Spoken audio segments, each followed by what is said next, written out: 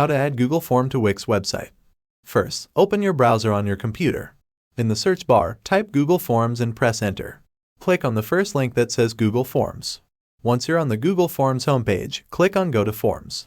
You'll see a bunch of form options. For this example, let's use a template. Click on the Contact Information template.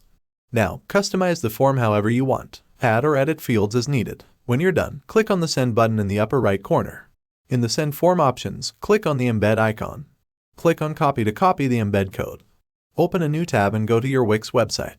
On your Wix dashboard, click on Edit Site in the upper right corner. Navigate to the page where you want to add your Google form. Click on the Add Element icon in the upper left corner.